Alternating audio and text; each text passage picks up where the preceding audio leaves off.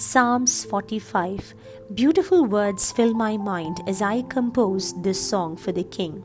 Like the pen of a good writer, my tongue is ready with a poem. You are the most handsome of men. You are an eloquent speaker. God has always blessed you. Buckle on your sword, mighty King.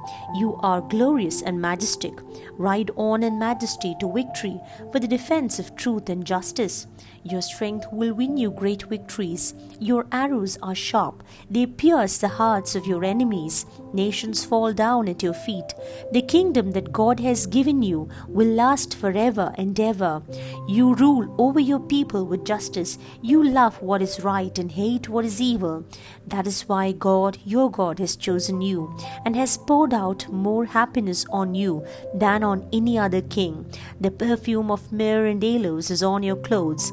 Musicians entertain you in palaces decorated with ivory. Among the women of your court are daughters of kings, and at the right of your throne stands the queen, wearing ornaments of finest gold. Bride of the king, listen to what I say. Forget your people and your relatives. Your beauty will make the king desire you. He is your master, so you must obey him. The people of Tyre will bring you gifts. Rich people will try to win your favor. The princess is in the palace. How beautiful she is! Her crown is made of gold thread. In her colorful gown she is led to the king, followed by her bridesmaids, and they also are brought to him. With joy and gladness they come and enter the king's palace. You, my king, will have many sons to succeed your ancestors as kings, and you will make them rulers over the whole earth. My song will keep your fame alive forever, and everyone will praise you for all the time to come. Psalms 46. God is our shelter and strength, always ready to help in times of trouble. So we will not be afraid, even if the earth is shaken and mountains fall into the ocean depths, even if the seas roar and rage and the hills are shaken by the violence. There is a river that brings joy to the city of God, to the sacred house of the Most High. God is in that city, and it will never be destroyed. At early dawn he will come to its aid. Nations are terrified, kingdoms are shaken, God thunders, and the earth dissolves. The Lord Almighty is with us. The God of Jacob is our refuge. Come and see what the Lord has done. See what amazing things he has done on earth. He stops wars all over the world. He breaks bows, destroys spears, and sets shields on fire. Stop fighting, he says, and know that I am God, supreme among the nations, supreme over the world. The Lord Almighty is with us. The God of Jacob is our refuge. Psalms 47. Clap your hands for joy, all peoples. Praise God with loud songs. The Lord the Most High is to be feared. He is a great king, ruling over all the world. He gave us victory over the peoples. He made us rule over the nations. He chose for us the land where we live, the proud possession of his people whom he loves. God goes up to his throne. There are shouts of joy and the blast of trumpets.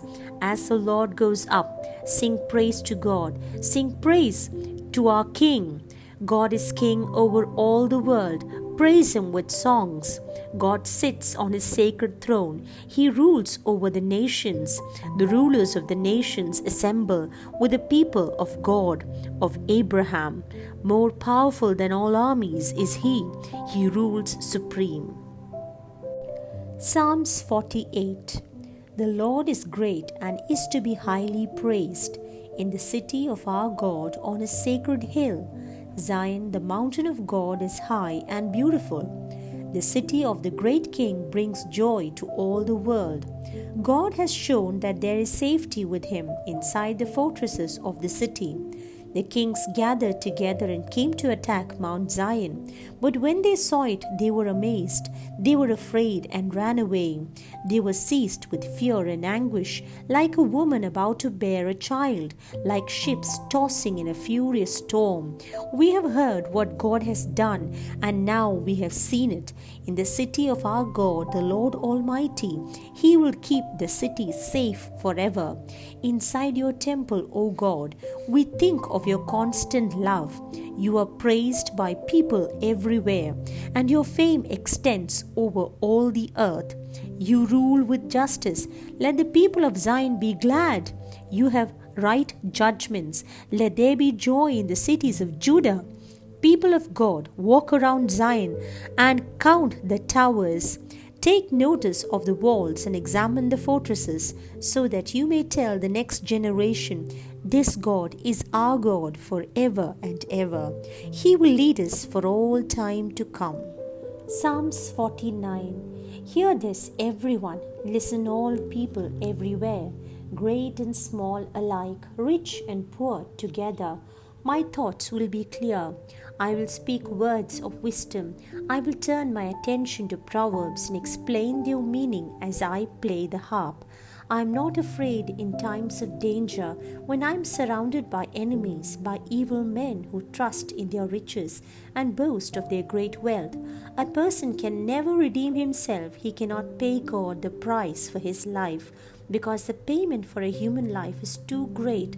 What he could pay would never be enough to keep him from the grave, to let him live forever. Anyone can see that even wise men die, as well as foolish and stupid men. They all leave their riches to their descendants. Their graves are their homes forever. There they stay for all time, though they once had lands of their own. A man's greatness cannot save him from death. He will die like the animals. See what happens to those who trust in themselves. The fate of those are satisfied with their wealth. They are doomed to die like sheep, and death will be their shepherd. The righteous will triumph over them, as their bodies quickly decay in the world of the dead, far from their homes. But God will rescue me. He will save me from the power of death. Don't be upset when a man becomes rich, when his wealth grows even greater. He cannot take it with him when he dies. His wealth will not go with him to the grave. Even if a man is satisfied with this life and is praised because he is successful, he will join all his ancestors in death, where the darkness lasts forever. A man's greatness cannot save him from death. He will still die like the animals. Psalms 50. The Almighty God, the Lord speaks. He calls to the whole earth from east to west. God shines from Zion, the city perfect in its beauty. Our God is coming, but not in silence. A raging fire is in front of him. A furious storm is round him. He calls heaven and earth as witnesses to see him judge his people. He says, "Gather my faithful people to me, those who made a covenant with me by offering a sacrifice." The heavens proclaim that God is righteous, that He Himself is judge. Listen, my people, and I will speak. I will testify against you, Israel.